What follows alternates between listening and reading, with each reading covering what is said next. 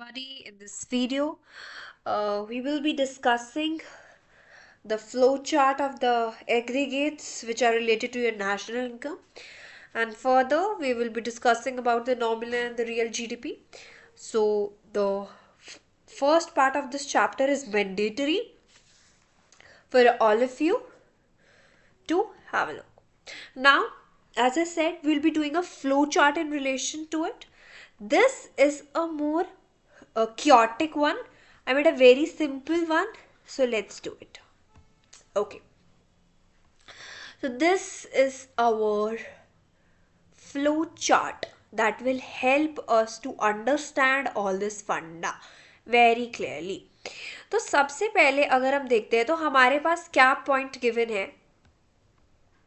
What is given to us is GDP at market price. अब यहां से GDP at factor cost तक का सफर हमको तय करना है.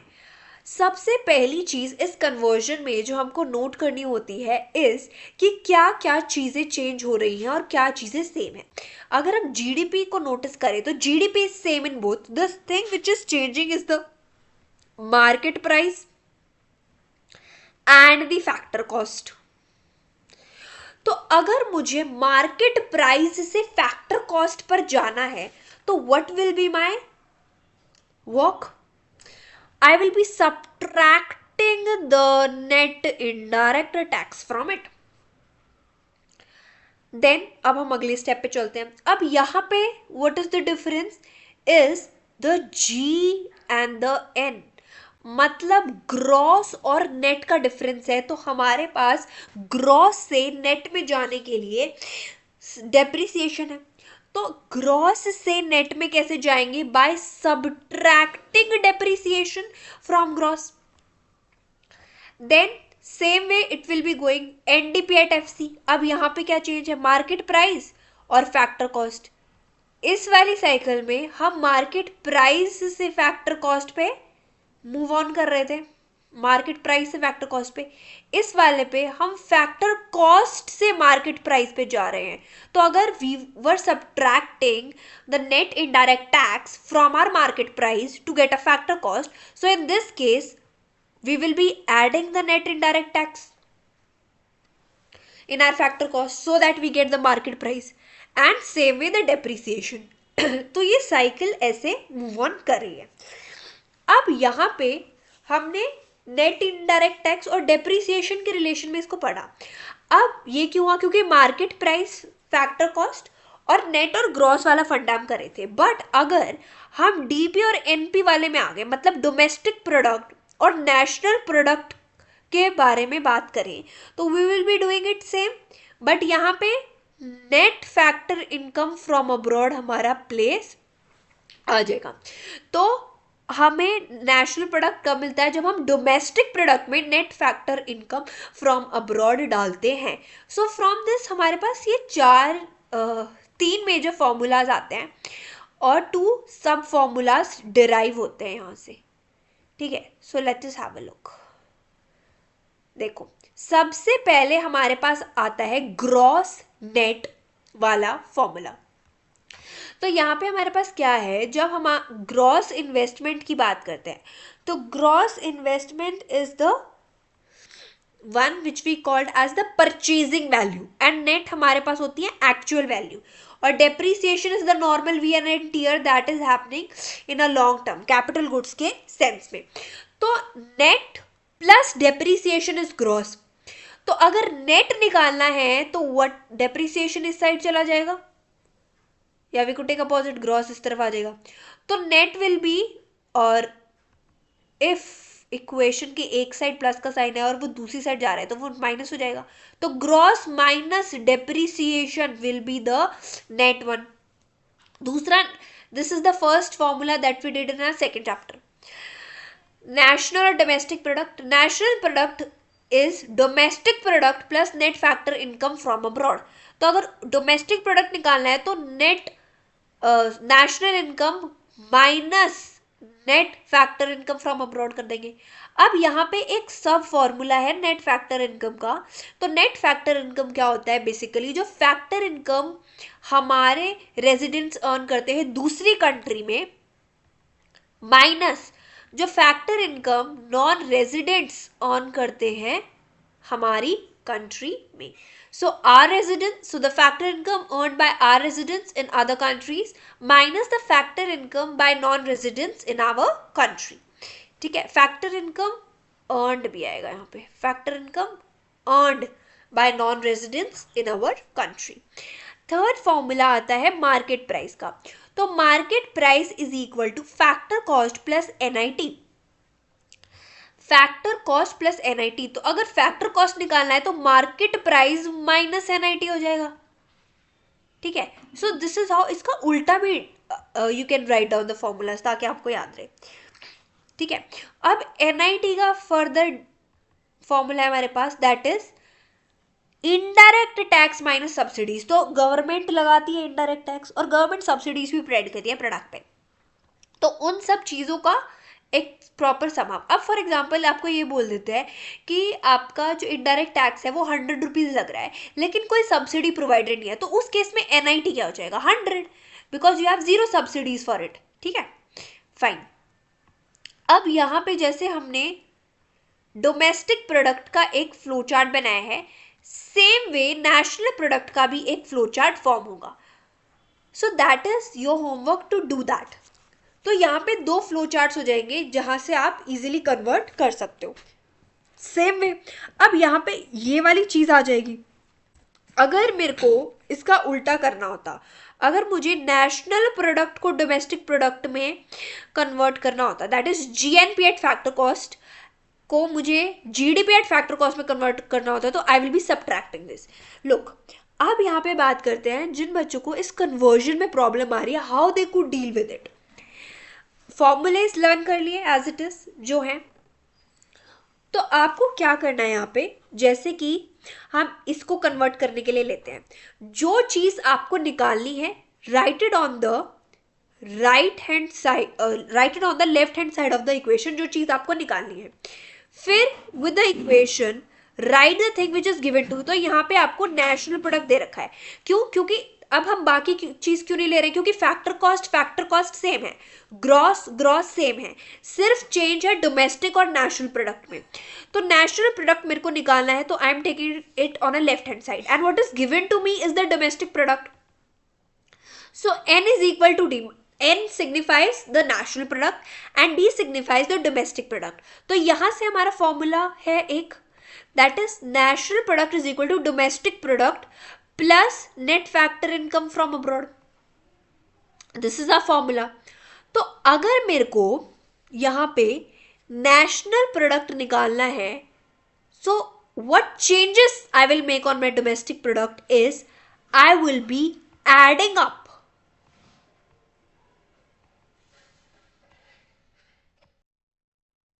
Net factor income from abroad. लेकिन अगर यहाँ पे मेरे को ये चीज करनी होती कि मेरे को डोमेस्टिक प्रोडक्ट दे रखा है, सॉरी डोमेस्टिक प्रोडक्ट निकालना है और मुझे जो है नेशनल प्रोडक्ट दे रखा है, तो इस सिचुएशन में क्या होता, एनएफ कर देते इसको, सेव हो जाएगा। तो इस सिचुएशन में क्या हो जाएगा कि मेरे को डोमेस्टिक प्रोडक्ट दे रखा है और this is given to me and this is the thing, this is given to me and this is the thing I have to find. So I will be subtracting my net factor income from abroad। ठीक है, तो difficulty नहीं है। अगर domestic से हम जा रहे हैं नेशनल प्रोडक्ट पे, डोमेस्टिक से अगर हम जा रहे हैं नेशनल प्रोडक्ट पे, मतलब कि हमें फाइंड आउट क्या करना है, नेशनल प्रोडक्ट, और गिवन क्या है, डोमेस्टिक प्रोडक्ट। तो सिंपली फर्स्ट वाला फॉर्मूला आएगा यहाँ पे, आई will be adding the net factor income from abroad, and अगर उल्टा जा रहे हैं तो I will be subtracting the same. अगर मुझे डोमेस्टिक प्रोडक्ट निकालना है, मुझे नेशनल प्रोडक्ट दे रखा है, तो I will be subtracting the net factor income from abroad. Very easy. ठीक है, this is the end product. तो यहां से if you are not able to memorise this flow chart, तो हम फॉर्मूला से उसको वर्कआउट कर सकते हैं। अब यहाँ पे अगर हम एक चीज देखें तो एक एक एलिमेंट ही है जो चेंज हो रहा था। Now we will be doing जहाँ पे सारे एलिमेंट चेंज हो रहे हैं। तो जैसे कि हमारे पास यहाँ पे है GNP at factor cost,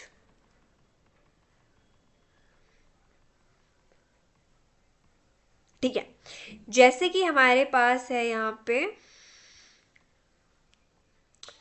yes GNP at factor cost, तो इसको कन्वर्ट करो into NDP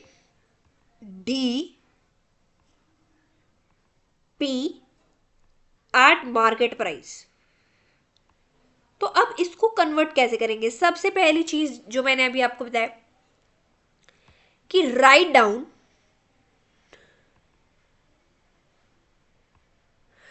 down the thing जो आपको फाइंड आउट करें। मुझे फाइंड करना है NDP एट मार्केट प्राइस, ये मुझे निकालना है, ठीक है। This is what given to me, GNP at factor cost, ये मेरे को गिवन है। अब मैं यहां पे चेंजेस लाना स्टार्ट करूंगी।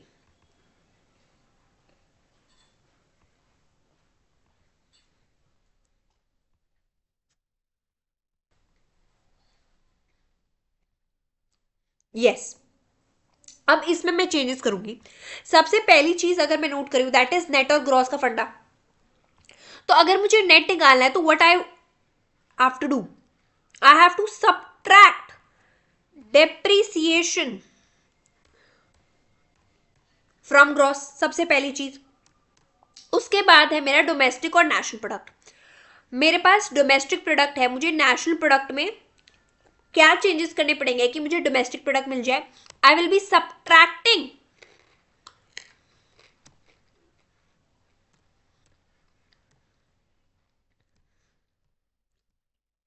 Net factor income from abroad. Okay, अब तीसरा है मार्केट प्राइस और फैक्टर कॉस्ट। मार्केट प्राइस मुझे निकालना है, मुझे दे फैक्टर कॉस्ट रखा है, तो मैं कैसे निकालूंगी इसको? What changes I have to do in a factor cost? I have to add your NIT into factor cost to get your market price. तो या तो आप सिंपली ये फ्लो चार्ट कन्वर्जन कर लो, अगर वो नहीं हो रहा है तो जस्ट राइट डाउन कि क्या निकालना है, क्या गिवन है। तो अगर आपको पता है क्या निकालना है, क्या गिवन है, तो आप एक एक फॉर्मूला सेपरेटली उस पर लगाएंगे और फिर उसको सॉल्व करेंगे। This is how we convert it. अब यहाँ पे दो इंपॉर्टेंट पॉइंट्स हैं जो मेरे को डिस्कस करने थे। लेट अस सी, देखो सबसे पहला पॉइंट है ये कि डेप्रिसिएशन और कंजप्शन ऑफ फिक्स्ड कैपिटल ये सेम होता है। अगर आपको दिया जाए कि कंजप्शन ऑफ फिक्स्ड कैपिटल इतना था इतने टाइम स्पैन पे, तो आप उसको डेप्रिसिएशन ही कंसिडर करोगे, राइट। सेकेंड पॉइंट इज आपके ये वाले एग्रीगेट्स आपको सेपरेट करके भी दिए जा सकते हैं। These were your aggregates of your factor income. तो आपको ऐसे भी दिया जा सकता है कि कंपनसेशन ऑफ एम्प्लॉय इतना है, रेंट इतना है, प्रॉफिट इतना है, मे बी इंटरेस्ट नहीं होगा। तो ये सेपरेटली आपको स्टडी अप करना पड़ेगा। And net factor from abroad, अब यहाँ पे NP था इसलिए हमने कंसिडर किया, NDP था तो यहाँ पे इसलिए हमने कंसिडर नहीं किया, दिस वी ऑलरेडी नो, ठीक है। अब हम एक इंपॉर्टेंट कंसेप्ट पे आते हैं that is nominal and real GDP। ये बहुत इंपॉर्टेंट है बिकॉज यहां से आपको जनरली एक न्यूमेरिकल देखने को मिलता है 3 मार्क्स का पेपर के अंदर, ठीक है, which itself make this topic important. एक ये और इससे आगे GDP और वेलफेयर, ये दोनों इंपॉर्टेंट है, यहां से क्वेश्चन आते हैं जर्नली। तो अब हम समझते हैं what is the concept of nominal GDP first. It refers to the GDP at current price.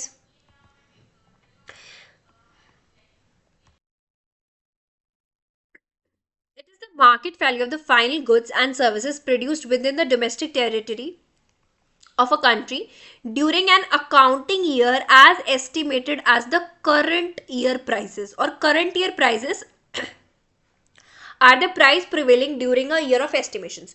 तो नॉर्मल जीडीपी में बेसिकली हम जीडीपी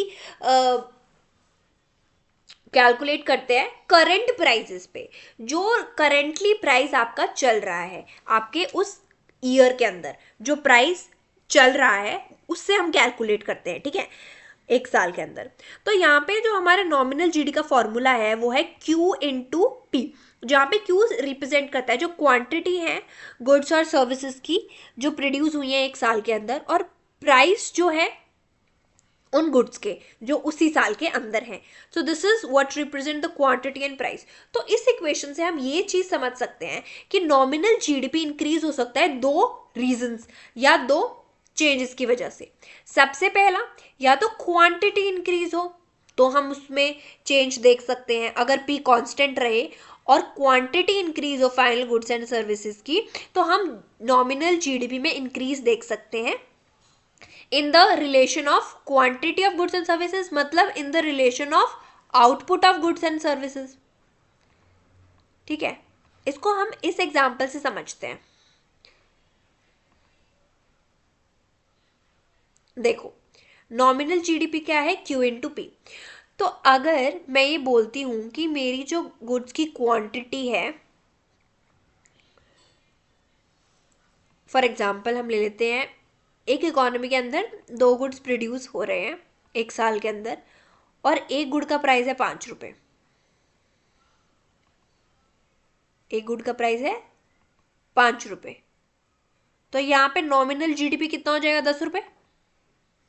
ठीक है, अब जैसा कि मैंने बोला क्वांटिटी इंक्रीज हो रही है of the final goods and services. अब जो आउटपुट है, मतलब जो गुड्स प्रोड्यूस हो रहे हैं वो इकोनॉमी में, वो हो रहे हैं 3, लेकिन प्राइस सेम है 5 रुपये।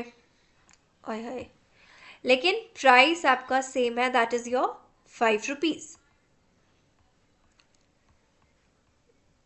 तो यहाँ पे 5 3 जा 15 आपका नॉमिनल जीडीपी हो जाएगा। तो इस चीज से आप क्या सिग्निफाई करते हो, डेवलपमेंट और not? Yes, there is development in economy. क्यों, कैसे? क्योंकि अब 2 की जगह 3 गुड प्रोड्यूस हो रहे हैं, एक अबंडेंस में गुड प्रोड्यूस हो रहा है। लेकिन अगर एक, अब देखो नॉमिनल जीडीपी 2 रिलेशन से इंक्रीज हो सकता है, जैसा मैंने बोला, या तो Q को बढ़ा दो, P को कांस्टेंट रखो, या P को बढ़ा दो, Q को कांस्टेंट रखो। तो अगर दूसरी सिचुएशन आई जहां पे हम P को बढ़ा रहे हैं और Q को कांस्टेंट रख रहे हैं, मतलब प्राइस बढ़ रहा है, तो मान लो 10 रुपये प्राइस हो गया है एक गुड का, और गुड फर्स्ट वाले सिनेरियो 2 ही गुड्स प्रोड्यूस हो रहे हैं, तो इस सिचुएशन में नॉमिनल जीडीपी हमारा 20 आ गया। तो यहां से हम क्या चीज देखने को मिलती है कि हमारा नॉमिनल जीडीपी इसके कंपैरिजन में इंक्रीज हुआ है, लेकिन ये एक गुड इंडिकेटर नहीं है। क्यों? Let us see now. On the other hand, if it increases owing to the increase in P, it shows the nominal GDP owing to increase in a journal price level, क्योंकि price hike हो जाएगा। तो it is merely a monetary increase in GDP. It does not cause any increase in the, क्योंकि यहां से quantity में कोई change नहीं आ रहा है, ये सिर्फ एक मनी इल्यूशन है। हम ये देख सकते हैं कि पहले से ज्यादा नॉमिनल जीडीपी कॉन्ट्रीब्यूशन आ रहा है, लेकिन इवेंचुअली अगर हम बात करें तो ये इतना सिग्निफिकेंट नहीं है, और ये एक अच्छा इंडिकेटर नहीं है। क्यों? क्योंकि क्वांटिटी सेम रह रही है लेकिन प्राइस बढ़ रहा है। अब हम रियल जीडीपी की अगर बात करते हैं तो ये कांस्टेंट प्राइस पे हम रेफर करते हैं, वेराज नॉमिनल जीडीपी हम करंट प्राइस पे रेफर करते थे। तो it is the market value of the goods and services produced within the domestic territory of a country during an accounting year as estimate using the base year. तो यहाँ पे हम comparison वाला factor ले रहे हैं, यहाँ पे हम जिस साल में जो चीज प्रोड्यूस कर रहे हैं वही हमारा करंट ईयर प्राइस, मतलब यहाँ पे हमारा बेस क्या था, current year price. Whereas real रियल जीडीपी में हमारा बेस है बेस ईयर, जो बेस ईयर हम ले रहे हैं. In it is the year where macro variables are believe to be with normal range. मतलब कि कोई ऐसा इकोनॉमी में चेंज नहीं आया है, जोक नहीं आया है जिसकी वजह से चेंजेस हुए हैं इकोनॉमी में. जैसे अगर हम एस्टिमेट लेते हैं 2019-20 के, तो क्या हम उसको बेस ईयर ले सकते हैं? नहीं, क्योंकि वहाँ पे कोविड का सीन था, तो वहाँ पे नॉर्मल फंक्शनिंग नहीं हो रही थी. तो हम उस ईयर को बेस ईयर लेते हैं जहाँ पे नॉर्मल फंक्शनिंग हो रही है इकोनॉमी की. ठीक है, और जो नॉर्मल रेंज के अंदर आ रहा है. अब real GDP is Q into P पी. अब यहां पे हमारा पी जो है वो कांस्टेंट रह रहा है. P prevails during the base year, क्योंकि वो बेस ईयर को रेफर कर रहा है. तो above equation the real GDP कब इंक्रीज होगा? जब क्वांटिटी इंक्रीज होगी. क्यों? क्योंकि हमारा पी तो ऑलरेडी कांस्टेंट रह रहा है, क्योंकि हम वहां पे बेस ईयर ले रहे हैं. तो जब रियल जीडीपी बढ़ता है तो हम ये चीज देख सकते हैं कि गुड्स और सर्विसेज का फ्लो बढ़ रहा है हमारी इकोनॉमी के अंदर. On the other hand remaining constant, higher the level of real GDP, greater the availability of goods and services in the economy, which will imply growth, which will imply that quality of life should improve, implying the quality of life is improved. This is very important. तो यहाँ से हम ये चीज note down कर सकते हैं कि यहाँ पे प्राइस का वेरिएशन हमें देखने को नहीं मिलता है because of the base year variable which we are taking. लेकिन यहां पर प्राइस का चेंज होना मैंडेटरी है. क्यों? क्योंकि क्वांटिटी और भी ये किसी के भी चेंज होने से नॉर्मल जीडीपी में चेंज आ सकता है, लेकिन रियल जीडीपी में ऐसा नहीं है. इसमें चेंज जब ही आएगा जब आपके क्वांटिटी में चेंज आएगा. When nominal GDP rises, the flow of goods and services in the economy may or may not rise. Yes, क्योंकि एक सिचुएशन ये हो सकती है कि जो हमारा क्वांटिटी है वो बढ़ रही है, प्राइस कांस्टेंट है, और दूसरी सिचुएशन हो सकती है कि क्वांटिटी कांस्टेंट है और प्राइस इंक्रीज हो रहा है. तो यहाँ पे मे और पे नॉट वाली सिचुएशन आ सकती है कि पता नहीं बढ़ेगी भी या नहीं बढ़ेगी हमारी आउटपुट. वेराज रियल जीडीपी में the flow of goods and services must rise during an accounting year. So the quantity is must factor to rise. अब यहाँ पे एस्टिमेट्स दे रखे हैं, लेट अस स्टडी दिस. अब यहाँ से हम क्या चीज़ ड्रॉ आउट कर सकते हैं? 2011-12 का है, ये 2018-19 का है. यहाँ पे क्वांटिटी अगर हम देखते हैं तो quantity is same of both the goods, लेकिन प्राइस हाइप है. तो इसीलिए हमारा जीडीपी में हम वेरिएशन देख सकते हैं. This is 5 and this is 30 which is very very very high. तो यहाँ से हम ये चीज़ लिख सकते हैं कि प्राइस लेवल बढ़ चुके हैं, क्योंकि क्वांटिटी तो इवेंचुअली सेम रही है. तो चीज बड़ी है वो है price. Again which we discuss already, this is a bad indicator, this is not a good indicator. So quantity is same, the means of the price has raised, price level बढ़ गया. अब दूसरा में देखो रियल जीडीपी में 2011-12, 2018-19 quantity and price. Quantity में हमें change देखने को मिलता है 20 turns, 30, 100, 200, 5, 10. वेराज the price is same. तो यहाँ पे 5000 और ये 9000 का वेरिएशन जो हम देखने को मिल रहा है, दैट इज वाई बिकॉज हमारा जो प्राइस है वो सेम है इस कंटेक्स्ट में और क्वांटिटी में इंक्रीज हो रहा है. तो इसकी वजह से क्या होगा? प्रोडक्शन इंक्रीज होगा. क्योंकि अब देखो, अब जैसे जैसे हमारा क्वांटिटी इंक्रीज हो रहा है तो वहाँ से प्रोडक्शन इंक्रीज होगा, हमारी जॉब्स आएंगी इकोनॉमी के अंदर. तो इवेंचुअली ये पॉजिटिव इम्पैक्ट लेकर आएगा हमारी इकोनॉमी में. अगर रियल जीडीपी बढ़ रहा है तो that is a sense of good for an economy. ठीक है, okay. The index of real GDP always reflect a change in the level of output, while the index of nominal GDP ऐसा कर भी सकता है, नहीं भी कर सकता है. Which is why real GDP is considered a better index of economic growth. क्योंकि नॉमिनल जीडीपी हमारा ट्रू सेंस में उस चीज को डिफाइन नहीं करता है. उसके रीजन दो हो सकते हैं, वेराज रियल जीडीपी का रीजन एक ही होगा, और इसीलिए it is better to consider for a growth of an economy while studying the growth of an economy rather than your nominal GDP. तो this is the focus on, have a read of it. तो it refers to the market value of final goods and services जो एक domestic territory के अंदर producer एक accounting year में current year prices का estimate लेके ये बढ़ भी सकता है विदाउट इंक्रीजिंग द आउटपुट. ठीक है.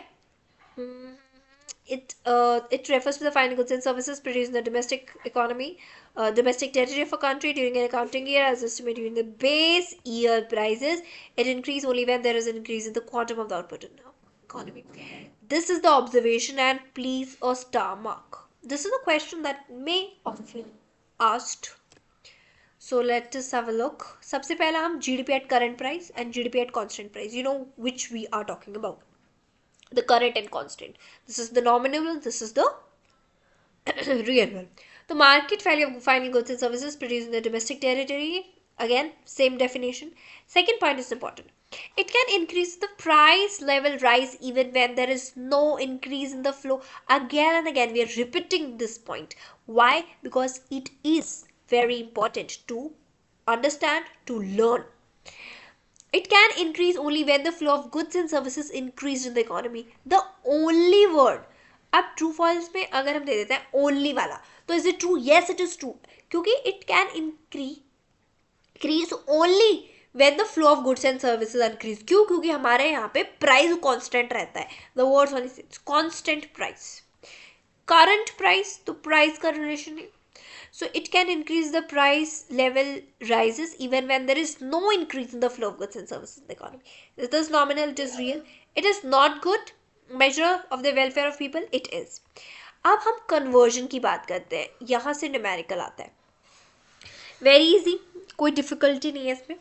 Conversion में जो आपका real GDP है equal to your nominal GDP divided by your price index into 100 and all these measures will be given to you.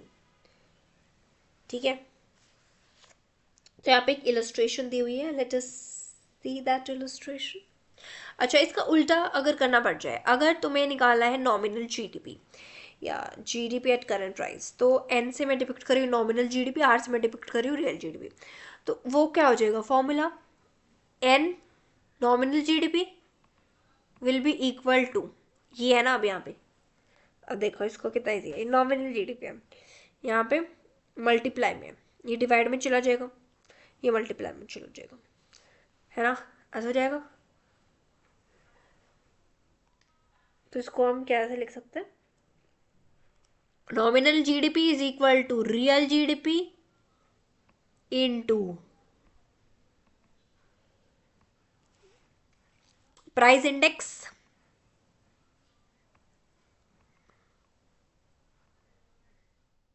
Upon में 100. बेसिक मैथ नहीं आती जिनको, उनके लिए क्या है मैंने, ठीक है, जिनको कंफ्यूज होते रहते, पर 10th तक तो इतना तो आता ही होगा. कोई नहीं. तो दिस इज हाउ, जब नॉमिनल जीडीपी निकालना है, रियल जीडीपी निकालना है, तो आपका nominal divided by price index into 100. अब यहाँ पे क्या दे रखा है, इसको हम निकालते हैं. देखो आपको दे रखा है 2011 में जीडीपी इज 100 करोड़. ठीक है, ओके. 2011 की बात करें कि 100 करोड़ हमारा जीडीपी था. 2019 में 200 करोड़ हो गया eight current price. Eight current price का क्या मतलब है? GDP, nominal GDP. ठीक है.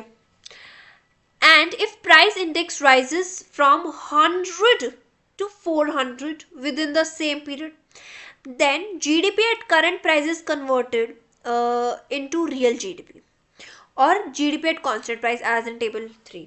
अच्छा, टेबल 3 की बात करें. अब यहाँ पे देखो 2019 की बात करें, करंट प्राइस आपको दे रखा है 200. इंडेक्स नंबर और करंट प्राइस इंडेक्स कहाँ है ये? And if price index rises from 100 to 400, see the point.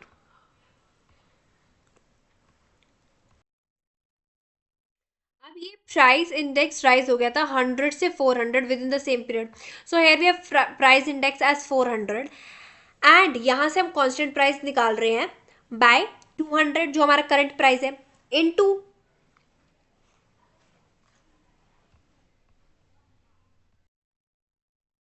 100 upon 400. So here we got 50. So GDP at constant price is this. अब यहाँ पे कंफ्यूज होने की जरूरत नहीं है कि यहाँ पे आपका 100 400 मैम समझ ही नहीं है। अरे कुछ नहीं, ये सिर्फ वेरिएशन है फॉर्मूला लिखने की। अगर हम लिखते हैं तो हम कैसे लिखते हैं, हमें क्या फाइंड आउट करना है कांस्टेंट प्राइस पे, मतलब हमें रियल जीडीपी फाइंड आउट करना है।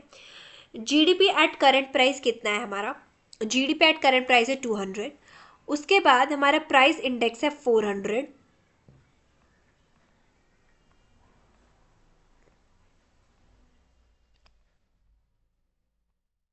इन 200 कैसा 100 है इन 200, सिंपल। ये बस यहाँ 400 यहाँ की यहाँ ले लें, ठीक है, easy, fine. This is how we find out. अब यहाँ पे एक क्वेश्चन अराइज होना चाहिए आपको कि ठीक है वी गॉट द थिंग कि नॉमिनल रियल कैसे निकालना है, लेकिन प्राइस इंडेक्स का भी तो कुछ चीज़ होना चाहिए ना। How can you straight away find out a price index, it's not possible to find out a price index simply. तो यहीं से ही एक फॉर्मूला डिराइव हो सकता है। अगेन नॉमिनल रियल जीडीपी पता है तो क्या तुम प्राइस इंडेक्स निकाल सकते हो? यस। जैसे हमने यहाँ पे फॉर्मूला डिराइव किया तो हम प्राइस इंडेक्स का भी तो एक फॉर्मूला डिराइव कर सकते हैं यहाँ से। यस कर सकते हैं, डेफिनेटली कर सकते हैं। कैसे कर सकते हैं, यहाँ पे मल्टीप्लाई डिवाइड में चला जाएगा तो nominal GDP upon real GDP in 200, यहाँ डिवाइड में मल्टीप्लाई में चला जाएगा इन 200, this is equal to your price index. और यही हमारा नेक्स्ट फॉर्मूला। अच्छा एक न्यूमेरिकल है तो वो कुछ नहीं करना है इस न्यूमेरिकल में, कितना इजी है ये 2-3 नंबर का आता है, ठीक है। आपको नॉमिनल जीडीपी निकालना है, रियल जीडीपी आपको दे रखा है, प्राइस इंडेक्स आपको दे रखा है। This is the way you know how we will find. तो यहाँ पे जो हम ये चीज डिस्कस करे थे वो आ गया कंसेप्ट यहाँ पे, दैट इज जीडीपी डिफ्लेटर। तो ये उस रेशो के बारे में बात करता है जो जीडीपी एट करंट प्राइस और जीडीपी एट कांस्टेंट प्राइस के बीच में होता है, and this is GDP deflator. तुम कहोगे अरे ये तो थोड़ा मैचिंग सा है। Yes, this is price index.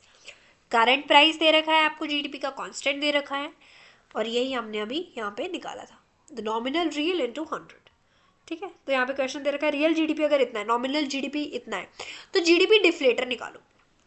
तो इन्होंने निकाल दिया 110, तो यहाँ पे 100 मार्जिन है हमारा, तो 10% का इंक्रीज अगर हम देख रहे हैं तो it shows the increase in the general price level by 10%।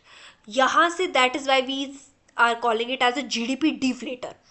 तो GDP deflator shows should not be confused with consumer price index. Even when both indicate change in price level, the basic difference is as under. Very important. This will make your concept very clear. अब GDP, अब देखो consumer price index और GDP deflator ये दोनों ही तो हमारा price level को indicate करते हैं, जो चेंज हो रहा है प्राइस लेवल में, लेकिन जीडीपी डिफ्लेटर इंडिकेट करता है चेंज इन प्राइस लेवल और change in price level related to all goods and services produced within the domestic territory of a country, whereas जो हमारा consumer price index है वो indicate करता है change in the price level related to only specific baskets of good bought by the consumer, and these may be produced within the domestic territory or in the rest of the world. GDP deflator सिर्फ domestic territory में produce हो रही goods और services के बारे में बात करता है, और कंज्यूमर प्राइस इंडेक्स कुछ स्पेसिफिक बास्केट ऑफ गुड्स के रिलेशन में होता है सबसे पहले तो। और ये जो गुड्स हैं जो कंज्यूमर खरीद रहे हैं ये डोमेस्टिक टेरिटरी के अंदर भी प्रोड्यूस हो सकते हैं या फिर out of your domestic territory भी प्रोड्यूस हो सकते हैं, and that is what makes them difference. Price index तो दोनों हैं, दोनों स्टडी करते हैं change in the price level, लेकिन जिस सेंस में स्टडी करते हैं, जिस रिलेशन में स्टडी करते हैं, that is different, that is what which makes them different. GDP and welfare, again it is a very important point, it is very important. इसमें 4 मार्क्स का क्वेश्चन आ जाता है। तो रियल जीडीपी को हम कंसिडर करते हैं कि ये वो इंडेक्स है जो वेलफेयर ऑफ पीपल को डिफाइन करता है. Welfare of people is measured in the terms of. अब वेलफेयर को हम कैसे मेजर करें कि कितने गुड्स और सर्विसेज हर एक बंदे पे हमारी इकोनॉमी में हम दे रहे हैं. अब रियल जीडीपी में अगर इंक्रीज हम देखते हैं, उसका मतलब हम अपने क्वांटिटी में इंक्रीज देख रहे हैं, आउटपुट में इंक्रीज देख रहे हैं. ठीक है. तो अदर थिंग्स रिमेनिंग कांस्टेंट, इसका मतलब ये है कि ज़्यादा गुड्स और सर्विसेज अगर मिलेंगी हर एक बंदे को, implying higher level of welfare, which is known as your social welfare. Why? Because of this reason, the planner and politician in a country always lay emphasis on the growth rate of GDP. Higher the growth rate, greater is the flow of goods and services. So greater is the availability of goods and services per person. अब यहाँ पे बात आ जाती है limitation की. But यहाँ पे कुछ लिमिटेशन है related to the positive relationship between GDP and welfare. तो इन सारी लिमिटेशंस के बारे में हम स्टडी करेंगे. सबसे पहला लिमिटेशन है distribution of income. If income का डिस्ट्रीब्यूशन अनइक्वल होता है तो GDP growth fails to reflect a rise in social welfare. अगर आपका इनकम इक्वली डिस्ट्रीब्यूटेड नहीं है तो आपका जीडीपी ग्रोथ जो हो रहा है वो सोशल वेलफेयर के कंटेक्स्ट में नहीं होगा. India is facing this situation at present while per capita GDP is rising. Starvation, death are hitting the headlines more often than before. Reason, distribution of income is increasingly unequal. तो ये हम देखो, जैसे इन्होंने ये सिंपल फंडा हमको समझाया कि भाई देखो, रियल जीडीपी हम इंडेक्स ऑफ वेलफेयर बोलते हैं लोगों के लिए. क्यों?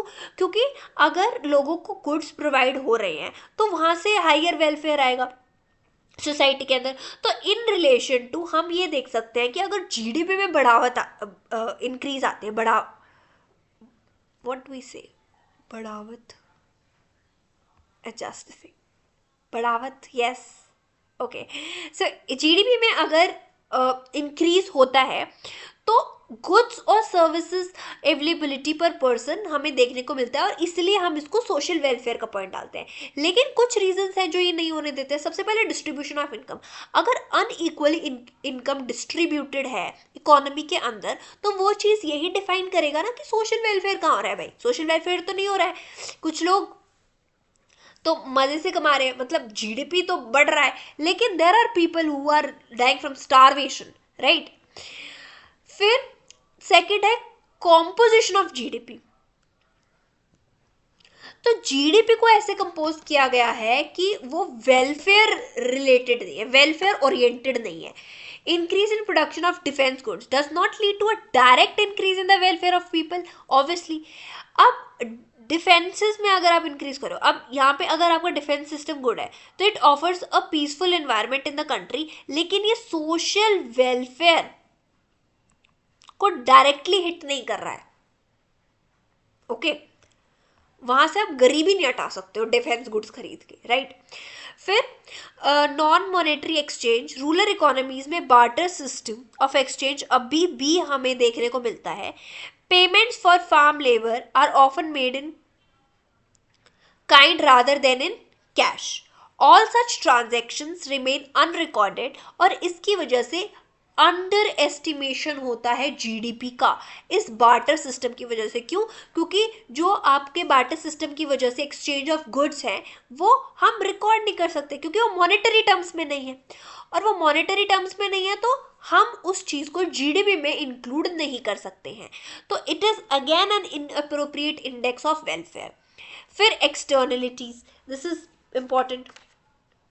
तो अब एक्सटर्नलिटीज मतलब कि जो गुड और बैड इम्पैक्ट होता है of an economic activity, this is important, without paying the price और पेनल्टी फॉर द सेम. अब यहाँ पे देखो both positive and negative impact. सबसे पहले हम बात करते हैं पॉजिटिव एक्सटर्नलिटीज के बारे में. जैसे कि मिस्टर एक्स है, वो एक बहुत अच्छा गार्डन मेंटेन कर रहे हैं और मिस्टर वाई भी उसको इंजॉय कर रहे हैं. It adds to the welfare of Y, लेकिन उसने उसके लिए पैसे नहीं दिए, मतलब वो उसको एंजॉय कर रहा है पर उसने पे तो नहीं किया ना उस चीज के लिए. This is the positive thing. X ने वो काम किया, वाई भी इंजॉय कर रहा है उसका नेबर, लेकिन उसने पैसे नहीं दिए उस चीज के लिए. नेगेटिव में क्या आ गया? स्मोक जो फैक्ट्रीज में से निकल रहा है उसकी वजह से एयर पोल्यूशन, और जैसे वो वाटर में, रिवर्स में डंप कर रहे हैं. ठीक है, तो इन सारी चीजों की वजह से हम एयर वाटर पोल्यूशन देखने को मिलता है. This is the cause of the social welfare. But most farmers do not pay the penalty for the same. GDP fails to account the impact of positive and negative externalities on social welfare, hence it is inappropriate index of the welfare. इसको हम ऐसे समझ सकते हैं कि अब एक industrial area है, वहाँ से स्मोक एमिट हो रहा है फैक्ट्रीज में से, तो वहाँ पे जो आसपास लोग रह रहे हैं उनकी हेल्थ खराब हो रही है. तो उनकी हेल्थ खराब हो रही है तो इवेंचुअली वो सोशल वेलफेयर का लॉस है. अब वो ऐसे भी तो हो सकता है कि उनकी हेल्थ खराब हो रही है, फिर धीरे धीरे धीरे इन 10, 20, 30 ईयर्स उनको जो है ज़्यादा पैसा लगाना पड़े अपने हेल्थ पे, राइट? तो ये एक्सटर्निटीज है. Now, thus, there are serious limitation of GDP on as an index of welfare. These limitations reduce the significance of GDP as an index of welfare. और यही आंसर आपका गिवन है यहाँ पे. What lowers the significance of GDP as an index welfare? And with this, we are ended with our third chapter. इसमें सबसे basic points आपको करने हैं, एग्रीगेट्स आपको करने हैं, और लास्ट के 2 topic. These are very very very important. GDP और वेलफेयर बहुत इंपॉर्टेंट है क्योंकि ये क्वेश्चन आ जाता है कि क्या लिमिटेशंस वो लगा रहा है. ठीक है, and with this we are ending with the video. If you find the video helpful, do hit the like button and subscribe to my channel, and put down your doubts in the comment section, or any sort, like in relation to your studies, any sort of doubt in relation to our subject. अच्छा, one more thing. GVA क्या है? GVA is nothing but it is the simple term gross value added. GDP at market price है बोल दो, या फिर gross value added बोल दो, one and the same thing. Okay, okay.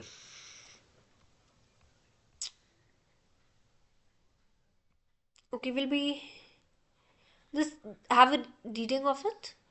अगर समझ नहीं आता तो do put on the comment session. तो in my next video I will be discussing this point as well, ये जो लास्ट में गिवन है. ठीक है, हालांकि हमने इसका एक पॉइंट डिस्कस कर लिया था, डोमेस्टिक टेरिटरी वाला. आई फील यस, हाँ ये वाला पॉइंट डिस्कस कर लिया था.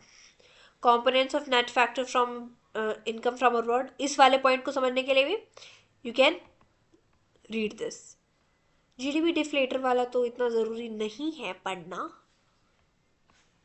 ये वाला पॉइंट. ठीक है, नहीं क्लियर होता है तो please put in the comment session that ma'am please explain this topic. I'll be doing it. Now, methods of calculating national income. This is the topic we'll be starting in the next video. Value added method. So these are the methods that we'll be doing. This is again very important. तब तो सारे important chapters आते रहेंगे. देखो इतने बड़े बड़े numericals आएंगे फिर. हालांकि अगर बेसिक बिट बाय बिट आप करोगे तो it will be very easy for you to do it. Income method, expenditure method, all that. Okay, thank you.